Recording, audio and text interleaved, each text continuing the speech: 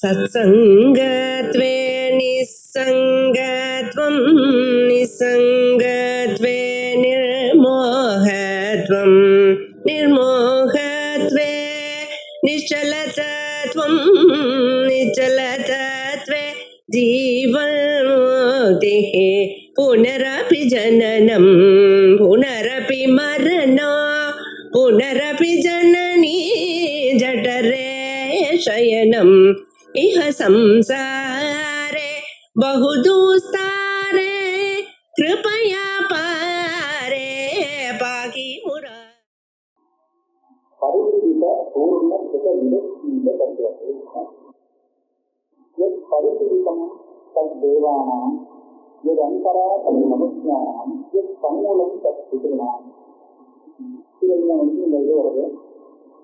அதாவது பரிபூர்ண மாசத்துல அந்த கர்ப்பம் அறுக்கும்போது இந்த வாக்கியம், அதாவது தேவதைகளுக்கு கர்ப்பம் அறுத்தால் எப்படி அறுக்கணும் அப்படின்னு கேட்டா பரிசுத்தம் பருப்புன்னு சொன்னா அந்த கர்ப்பங்கள் எந்த இடத்துல ரெண்டா பிரிஞ்சு வருதோ அதுதான் பர்தா, அந்த இடத்துல அறுக்கணும். அதாவது வேறிலிருந்து மேல இருக்கும், அது அங்கிருந்து நாராயணமா அந்த இது பறக்கின்றிருக்கும். அந்த இடத்துல அந்த இடத்துல அதுக்காக வேலைகளுக்கு அந்த தேவனுக்கு வேலைக்காரருக்கு அப்படி திரும்பிடும். இது அந்த மற்றவங்களுக்கு இருக்காங்கன்னா அது மனுஷனான அது வேலைக்காரருக்கு தேவன் இல்லை. ஆனா பித்திருக்காரர்களுக்கு வேதத்தோடு வேரோட குடும்பம் தமிழுடன் கற்றுக்கலாம். இது 3 வாக்கியம் எது இருக்கும். அது சொன்னா கர்ப்பாசனம் பண்ணி கொடுக்குறா எடுத்துக்கிறாங்கன்னா அப்படியே அடுத்து அங்க அப்படின்னு வச்சுக்கலாம். இந்த மாதிரி இருக்கு. இப்ப இது மாதிரி ஒரு வாக்கியம் சொல்லலாம். இதுல நமக்கு என்ன இந்த சந்தேகம்னு கேட்டா கர்ப்பபூர்ணமாக பிரபலங்கள் இந்த வாக்கியம் இதுக்கு மேல விரிவாக்கம் என்ன வருதுன்னு சொன்னா பர்வ பிரதிமாசி, அந்த பர்வனோட கரெக்டா இருக்கணும். ஏன்னா அது தேவகாரியங்களா, அதனால கர்ப்பத்தை அறுக்கும்போது அந்த பர்வாவில கரெக்டா அறுக்குவாங்க. சமூகமாக புரிஞ்சுக்காரு இவங்க பண்ணக்கூடாது. இப்ப இந்த இடத்துல வாஸ்தவத்துல எப்படி விதீசன் சொல்லிட்டு உபவியது தேவலட்சுமி கற்றுறது கர்ப்பபூர்ணமாசத்தை உபவித்த விதியோ அதே போல அந்த பர்வாவில அறுக்கணுங்கிறது விதி. அதுக்கு சேதமாக வந்தது இந்த வாக்கியங்கள். ஏன்னா இப்ப எடுத்தாதான் அது தேவதைகளுக்கு சொந்தமானதாக ஆகும். வேறு இடத்துல இருக்கா அது மனுஷக்காரருக்கு உபயோகப்படலாம். அது மூலத்தோட கூடினா அது எதிர்காலத்துக்கு வரும். இந்த மாதிரிதான் பண்ணணும் அப்படிங்கிறதுக்காக இந்த வார்த்தைகள் கிடைக்கும். இதே மாதிரி இன்னொன்னு, இது இந்த பூர்ணமாக பிரச்சனைகளுக்கு புரோராசத்தை பாட்டம் பண்ணும்போது புரோராசத்தை அந்த கபாலத்தில் வச்சு அது பாட்டம் பண்ணணும். பாட்டம் பண்ணும்போது ஜாக்கிரதையா பாட்டம் பண்ணணும். அது ரொம்ப சில சமயம் அக்னி ஜாஸ்தியாக இருக்குன்னா கறி தெரியும். அப்படி ஆகக்கூடாது. யோ விவசாக தன் நம்பிக்கைக்காக அப்படி ஆகிடுச்சுன்னா அது நிறைவு வேலையாக ஆகிடும். யோ அப்படிக்காக கழிக்கிறா அதுக்காக ரொம்ப அப்படின்னு குறைச்சலாக போயிடுச்சுன்னு சொன்னா அது ஏகானது அப்படிக்காக சுத்தம் ஆகாமல் இருக்கும். அப்படி இருந்தால் அது உதிர தேவதையை கௌரிக்கிறவா சதேவா அது கஷ்டப்பட்டமாக இருக்கிறது. அதுதான் வேதத்தை இருக்கின்றது. தஸ்மாத் அபிஜகதான் இடமிற்கு சதேவத்வாயம். அதனால அது தாகம் கருதியும் போகக்கூடாது, தேகாங்க இருக்காது. அந்த மாதிரி சரியா இருக்கும். அதுக்காக இப்போ வறுத்து விடலாம், முன்னாடியே வறுத்து விடலாம். இப்போதான் அவ்வளவு கரெக்டா பண்ண தெரிகிறது இல்லை. ஏதாவது தப்பு நடந்திருக்காருங்கிறதுக்காக முதல்ல வறுத்துக்காக அது பக்கமா இருக்கிறதே ஆரம்பிச்சு இது பண்றான்னு நினைக்கிறேன். இது ஒண்ணு. இதே மாதிரி இப்போ இங்க எனக்கு என்ன பண்றாங்கன்னா ஒரு ரொம்ப கருதி போயிருக்குன்னு வச்சுங்க. அப்படியானா அதை நிறைவு தேவத்துக்கு கொடுக்கணுமா அப்படின்னு விதியாகுது.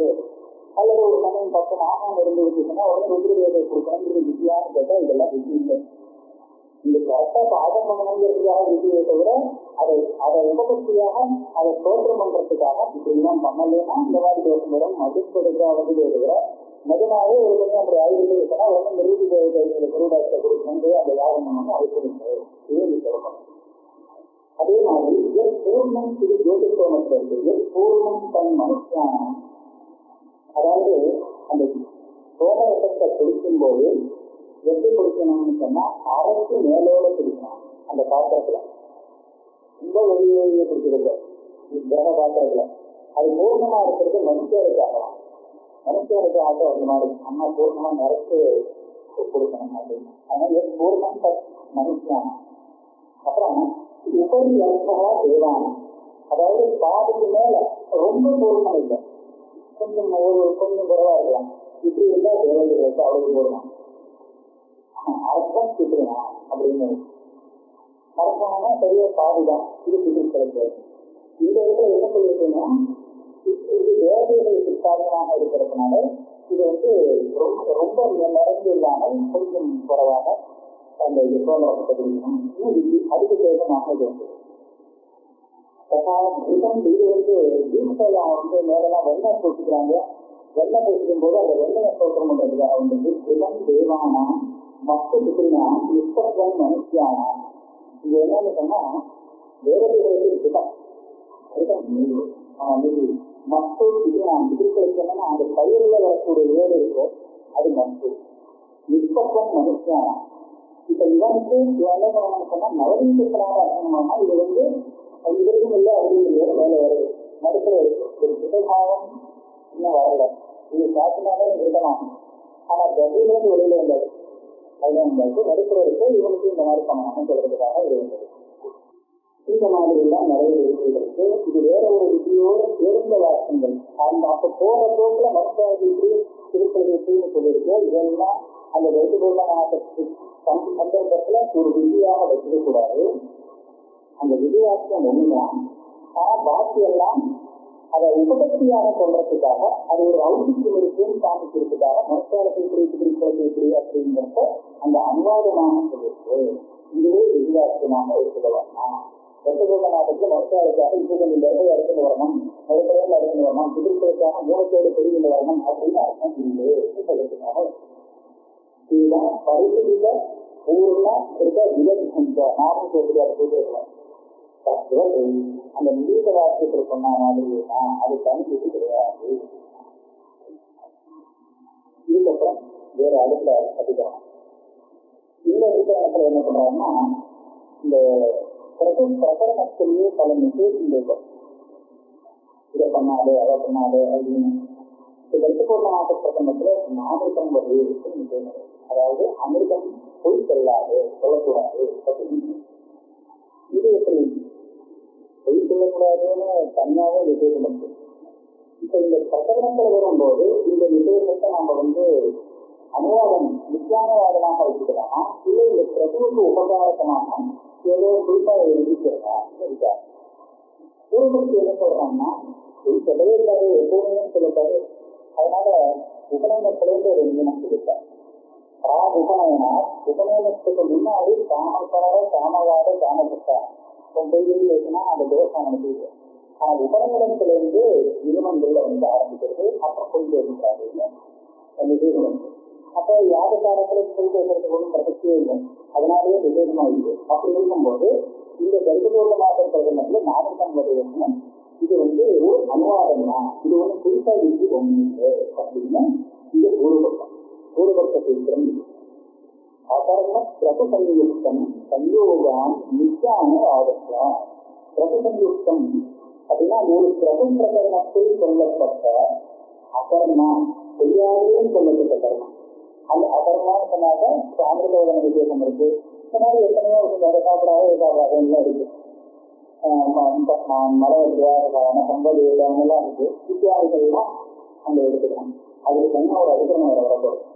இப்ப இந்த பிரபு பிரகரணத்துல சொல்லப்பட்ட அதர்மான்னு சொன்னா தர்ம சில விசேஷங்கள் இருக்கு. இது செய்யாதுன்னு சொன்ன விசேஷங்கள் இது எல்லாமே வித்தியான ஆதர்ஷா. இது பூர்வபக்தம். இது ஒன்றும் விதி இல்லை. பிரபுவுக்கு உபகாரமாக விதிக்கப்பட்டது ஒன்றும் இல்லை. இது வந்து எப்பவுமே பண்ணத்தாதுதான் அது இருக்கிறது. ஒரு அனுவாதமாக நீ சொல்றது அவ்வளவுதான்.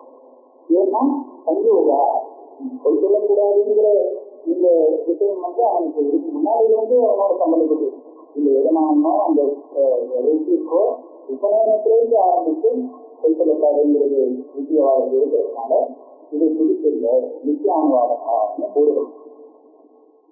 விஜயவா சங்கயோகாந்த இல்ல அந்த பொதுவா போய் சொல்லக்கூடாதுன்னு சொல்லக்கூடிய அந்த விதி இருக்கு. அதை தவிர்த்து இது தனியான ஒரு விதிதான். இது இதுக்கு வேற பிரயோஜனம் இருக்கு. விதிருவா ஆனா விதிருவா விதிருதான் இது. ஏன்னா சம்யோகாந்த அந்த சொன்ன விதி வேற விதி. மனதுக்கு அந்த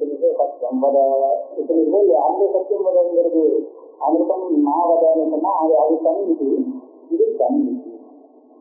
சங்கேதம் விதியே மாறவரும் சங்கோகாந்த சங்கோகம்னா விசுவாசம் விசுவாசமே தனித்தனியாக இருக்கு. அப்படி எந்த விதி தனியாக இருக்கு, அங்கு போய்க்கூடாது இருக்கு அப்படின்னு பார்த்தால் அதனுடைய பிரயோஜனத்தை அதிகம்.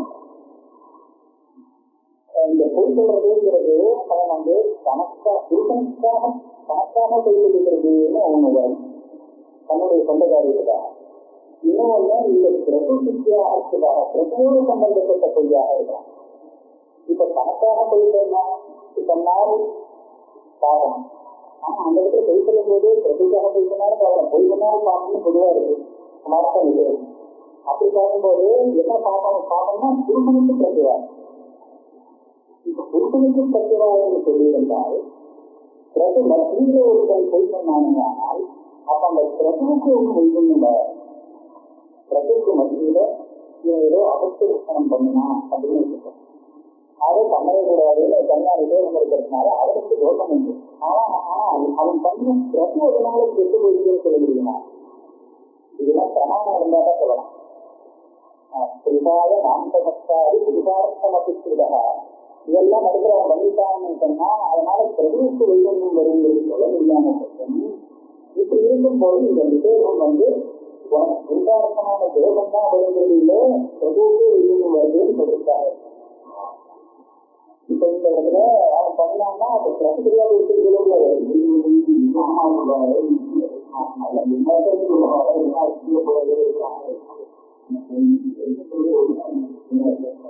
இப்ப இது என்ன ஆகுதுன்னா அவன் பிரதிபத்தியில பிரபுரமா ஒரு பொருள் கொடுத்தாங்கன்னா அவனுக்கு தோஷம் ஏற்கனவே இருக்கு. அந்த விதிகள் சொல்லக்கூடாதுன்னு சொன்னது அந்த தூரம் இருக்கு. ஆனா பிரபுவை கட்டு தூரம். அதனால பிரபுவிட சொல்லவே கூடாது, பிரபுக்காக பொய் சொல்லக்கூடாது அப்படின்னு சொல்லுது. பிரபுக்காக பொய் சொல்லக்கூடாது அப்படின்னா என்னன்னா பிரபுவை நான் வந்து முதல்ல வீடு புரிய சேர மண்டலம் பண்ணிட்டான். அப்புறம் ஏதோ காரணம் வீடு இல்லாம வந்து செய்யக்கூடாதுன்னு சொல்லி வேற ஏதோ ஒன்று எடுத்துட்டாங்கன்னு சொன்னாங்க. அந்த மாதிரிலாம் சொன்னாங்க. இன்னும் கைகாய்கா வாங்கிக்கிறது எத்தனையோ விதமான கோயில் சக்தி இருக்கு. அதெல்லாம் கூடாது. தனியா பிரபுவுக்கு சொந்தம் வைகண்யம் இருக்கணும் சொல்றது. ஆக இப்ப சொன்ன இந்த விஷயம் பிரபுவுக்கு உபகாரம் பண்ணக்கூடிய விஷயம். பிரபு வைகண்யம் ஆகாமல் இருக்கிறதுக்கு சொன்ன விஷயம்னாக்கா இதே மாதிரி இன்னும் ஒன்று சொல்லணும். அடுத்த அதிகம் இதுல என்னன்னா ஒரு கொட்டையில் வரும்போது என்ன ஆகுதுன்னா இவனுடைய பிராணமும் அபானமும் இவனை விட்டு மேல கிளம்பிடுறான். அப்படி கிளம்பும் போது அது இருந்தால்தானே இவனால சாதிக்க முடியும். அதுக்காக என்ன பண்ணாங்கன்னா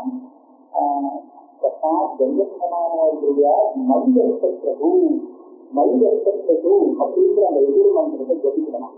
ஜபிச்சா பிராணாபானா தேவா சம்பத்து மேல போன அந்த பிராணம் அபானம் முடிஞ்சு இல்லை ஒரு எழுதி சொல்றது. இது ஒரு வார்த்தை. அப்ப இன்னொரு வார்த்தை இது ஒரு விஷயம். இன்னொரு விஷயம் இருக்கு. அந்திரசோவா இலவசமா சுவர்க்கம் லோகமாயின்னு, அதாவது அந்திரன்னு சொல்லக்கூடிய அந்த மனசுகள்லாம் வந்து சொர்க்கலோகத்துக்கு போகும்போது தன்னுடைய தீர்ப்பா தபத்து இதை ரெண்டையுமே ஜலத்துல விட்டு போனாங்க. இது ஜோதிஷனை பட்டணும்.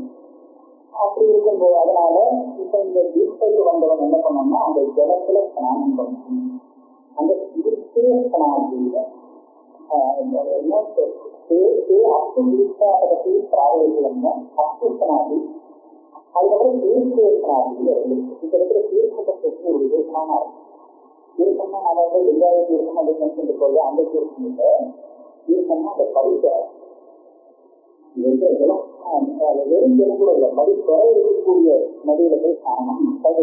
அது நதியோ தடாகனா அந்த பரிசலை இருக்கக்கூடிய, அதாவது உலகமா இறங்கி இருந்து அழகா ஸ்நானம் நமக்கு வரா மாதிரி உள்ள இருக்கும் இந்த லட்சணத்துக்கு. அது மான்துறையா இருந்தா கூடாது. அது ஏற்கனவே ஸ்நானத்துக்காக இதெல்லாம் கட்டி வச்சிருக்கிறாங்க, அந்த மாதிரி இடத்துல போய் பண்ணணும்னு சொல்றதுக்காக இது வரலாம். அந்த ஸ்நானம் பண்ணக்கூடிய வெப்பத்துல படிப்படையாக இருக்கும். அது சொல்லிட்டேன். இங்க சொல்றதா பிரமாணம். இந்த மாதிரி கூட போறாது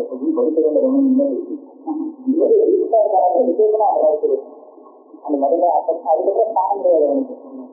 அந்த எஜமானனுக்கு அந்த இது முடிவெடுக்கிறது வீட்டில் இருக்கிறது ஸ்நானம் இல்லை. இதெல்லாம் பண்ணிட்டு மதர் எல்லாம் போட்டு உட்கார்ந்து இருக்க வேண்டியதான். இந்த மாதிரி ரெண்டு இப்ப இங்க ரெண்டு இல்லைங்க. இது முதல்ல சொன்னது கொட்டாய் வரும்போது இந்த மந்திரத்தை சொல்லணும், இல்லைக்கா பிராணம் விட்டுறது அப்படின்னு விதி இருக்குதா. இந்த விதியில எப்போ கொட்டாய் வந்தாலும் போகணும் அப்படின்னா இல்ல அந்த கட்டுப்பூர்வமாக பிரகடனத்துல அதுக்கு மத்தியில வந்தாருன்னா அதே மாதிரி தேசிய சொன்னது எப்போதுமே ஸ்தானம்னா அப்ப இருக்கிற இடத்துல ஸ்தானம் அப்படின்னா இல்ல இந்த வீட்டை யோகிஸ்வர வீட்டையில மாத்திரமா அப்படின்னு இது விசாரம். சாதாரணமா இந்த வாக்குண்டு அந்த பிரகடனத்துல இருக்கு. தீர்த்தேசனாத்திக்கு ஜோதிஷ்கோமையாக பிரகடனத்துல இருக்குது. இந்த மைதத்திற்கு வெய்யமான மைதத்திற்கு வந்து கட்டுப்பூர்வமான பிரகடனத்துல இருக்கு.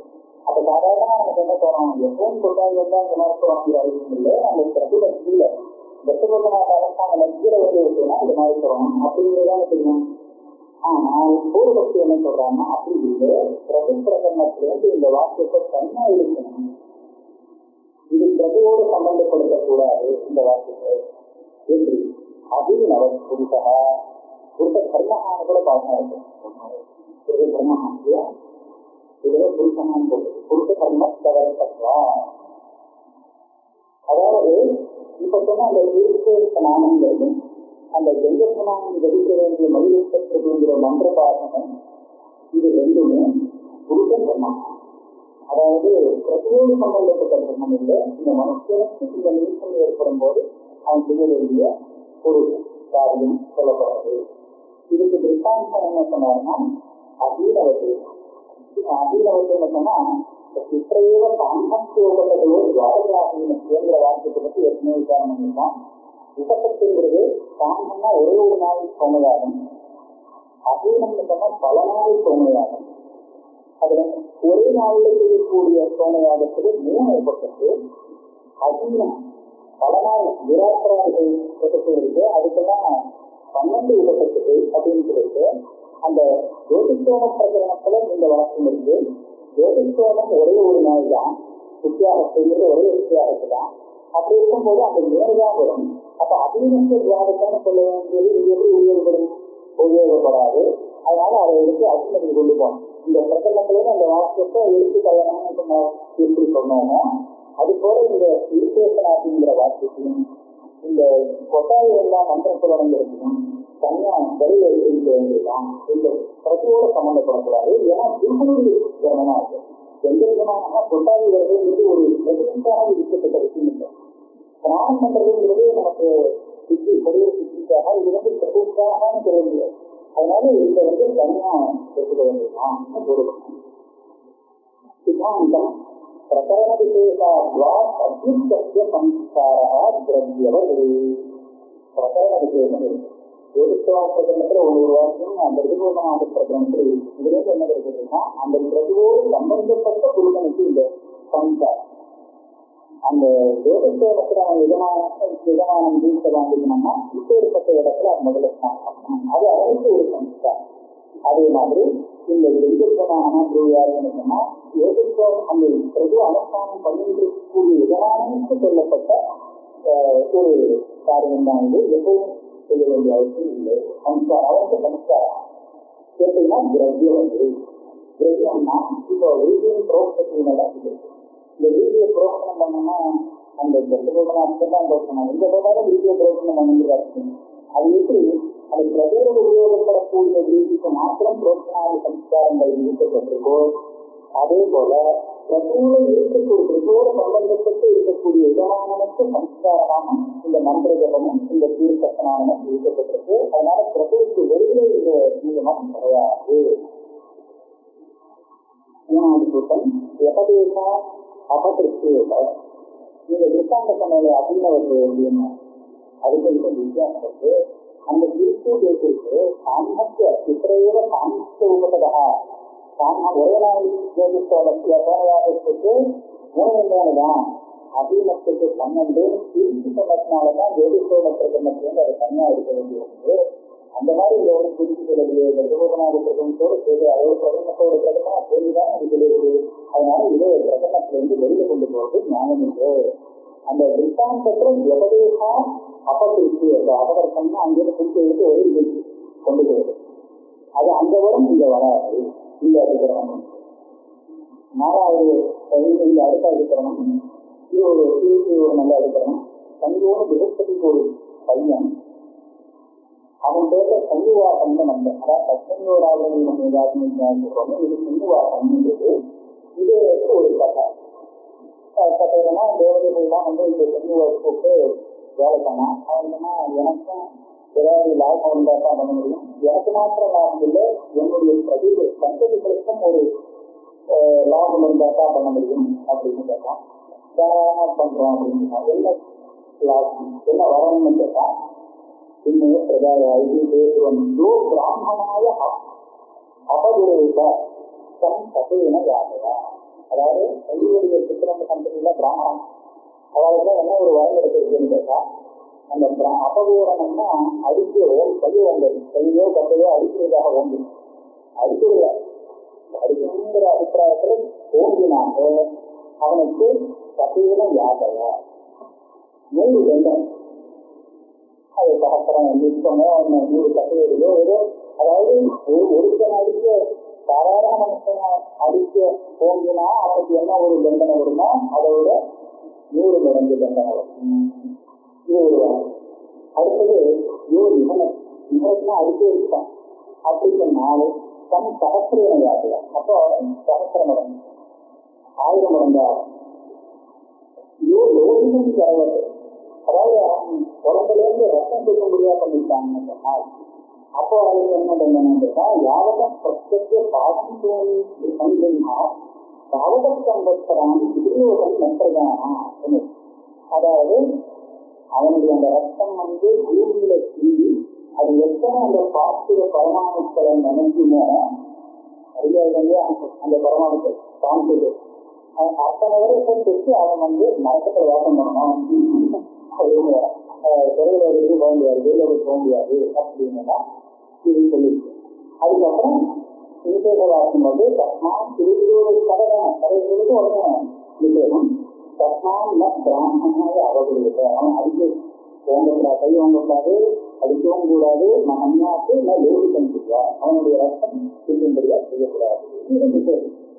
நிஷேகம் இப்போ இந்த இடத்துல இது தர்சபூர்ணமாக பிரகடனத்தில் நீங்க இருக்கிறீர்கள் முன்னாடி சொன்னதான் தர்சபூர்ணமாக பிரகடனத்தில் வந்தால் அதோட சேர்ந்து அப்ப இந்த இடத்துல எப்படி இந்த இடத்துல அந்த தர்சபூர்ணமாக பிரகடனத்தில் அவன் பண்ணிட்டு அவன் அடிக்கூடாது அப்படின்னு தான் அர்த்தமா வெளியில இருந்தா அடிக்கலாம் அப்படின்னா விசாரம். அப்போ எப்படி சொல்றார் இந்த இடத்துல பிரகடனத்தோடு சம்பந்தம் கிடையாது, இது பொதுவான விஷயம். சங்கூட்ட சர்வ பரிதானம். இந்த பரிதானங்கிற புத்தகத்துக்கு ஒரு விசேஷமான அர்த்தம். தானம் அர்த்தம் இல்லை, தானம்னா சிந்தனம்.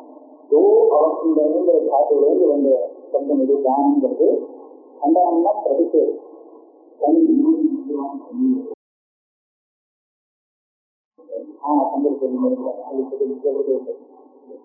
வியாக்கியானத்துல ஏதோ ஒரு சந்தத்தை கண்டுபிடிச்சிருவா. இது பின்னாடி கணக்கும் அதுக்கு கொஞ்சம் வித்தியாசம் இருக்கு பாருங்க. அந்த பிரதியோட சம்பந்தப்பட்டது இருக்குன்னா நீங்க பிரதி பிரகடனத்தில் சொல்லியிருக்கீங்க 2 விதமான பிரகடனத்துல. ஆனா பிரகடனத்தோடு இது சம்பந்தம் கிடையாது. இது பொதுவான புதுசாக்கம் அப்படின்னு இருக்கணும். சங்கீதம் சங்கீவாசத்துல அந்த அனுவாசத்துல வந்த இந்த விசேஷங்கள் இருந்து இது வெறும் கருத்தபூர்ணமான சம்பந்தம் கிடையாது. இது சர்வத்த விசேஷம். இது எதையும் இது விசேஷமானதை ஏன்னு கேட்டா அதுக்கு வாக்குடைய இதை வரம் கேட்டு யாருக்கேற்ற அப்படி விசேஷங்கள் இருந்திருக்கு. இது கர்ப்பூர்ணமாகத்தோடு மாத்திரம் சம்பந்தப்பட்டதுக்கு அடையாளம் இல்லை அப்படின்னு சொல்லியிருக்காங்க.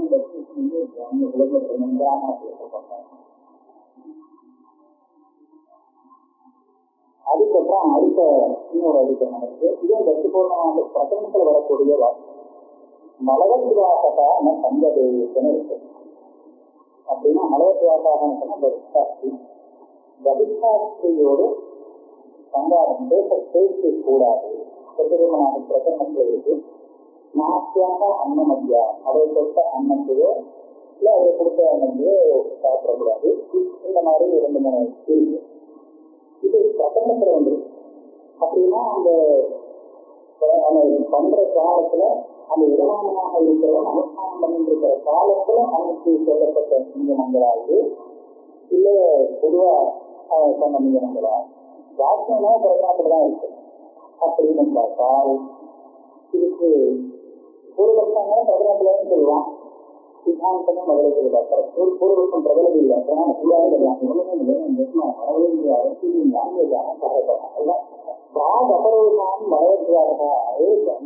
அந்த யாககாலத்துல மலவத்வாசாவோட சமாதானம் பண்ணக்கூடாதுன்னு சொல்ல வேண்டிய அவசியம் இல்லை. ஏன்னு கேட்டால் பத்திரிகை அனாலம் புகாது. அதாவது யாகம் பண்ண வேண்டிய அந்த தினத்துல வலிசா இல்லைன்னு சொல்லிட்டா தான் அபரிசை எதிர்பார்க்கிறது. வேறு ஒரு இடத்துல அவரை தனியா வச்சுட்டு நீ வந்து யாகம் பண்ண.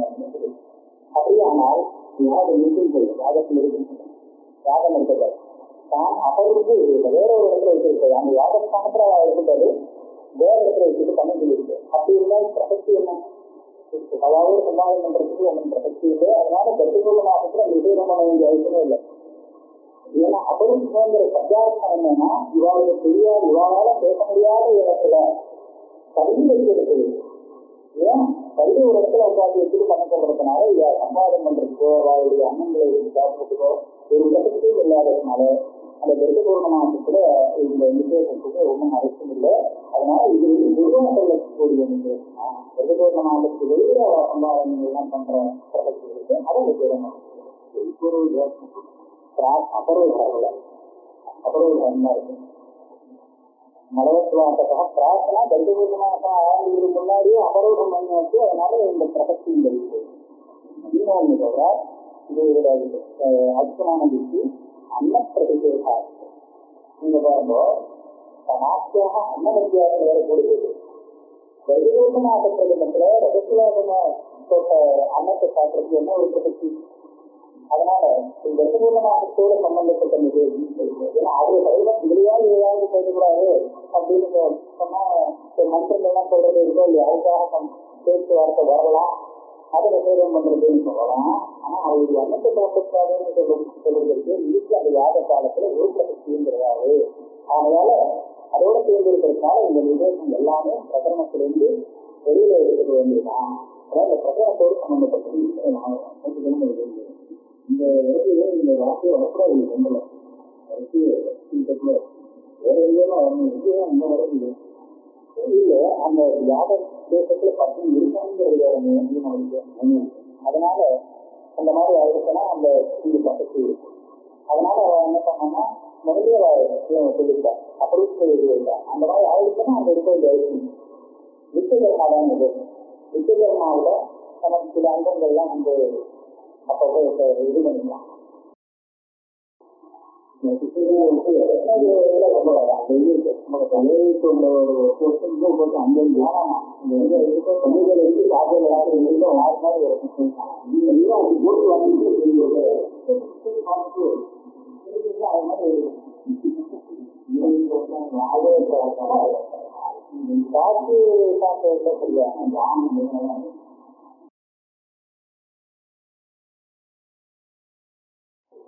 அந்த வார்த்தைகளை அந்த ஹிந்திக்காரர் இருக்காரு, அவர் வந்து பிராமணத்தை வச்சுட்டாரு.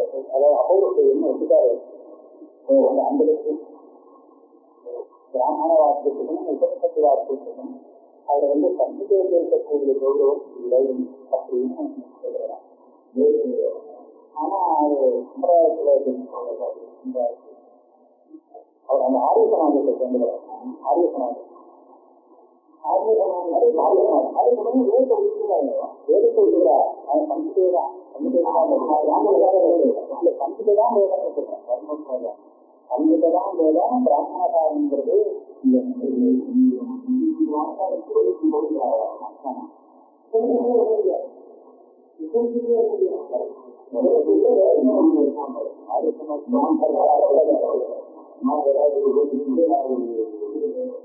அவருடைய 2 நாள் இது நிறைய எழுதியிருக்காரு. இதெல்லாம் எப்படி அர்த்தம் அப்படின்னு ஆரியமத அந்த வியாக்கியானம் அப்படின்னு சொல்லி பண்ணியிருக்காரு. அப்ப இன்னொன்னு அனாரத்துக்கு சொல்லுது தஸ்மாத் சுவர்ணம் இரண்யம் காரணம் துர்வர்ணமத்தை சாதிக்கவே சொல்வதால் சுவர்ணத்தை காரணம் பண்ணிக்கணும். இரண்டங்கிற சட்டம் வெளியே தங்கம் ரெண்டும் பொதுவான சொன்னம்.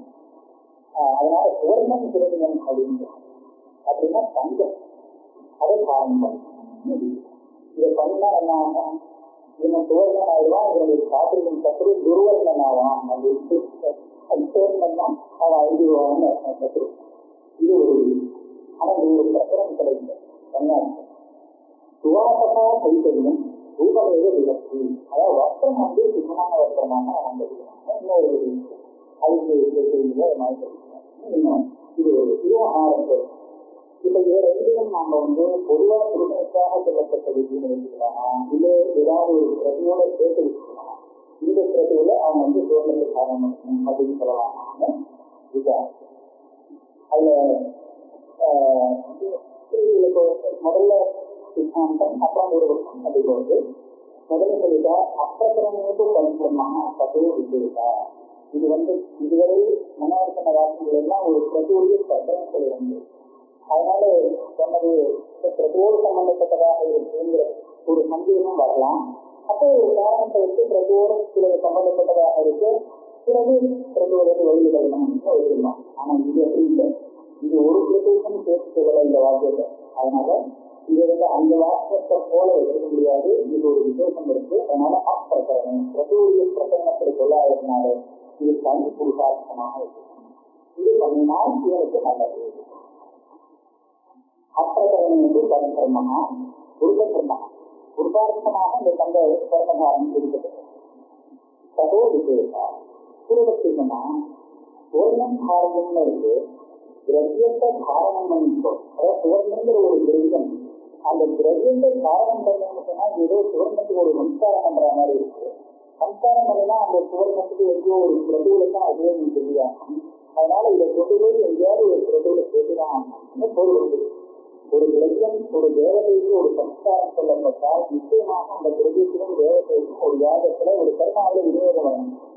இது வந்து சுவர்ணத்தை காரணம் பண்றதுன்னு சொன்னதுனால சுவர்ணத்துக்கு இந்த காரணமே ஒரு சம்ஸ்காரமாக தெரியுது.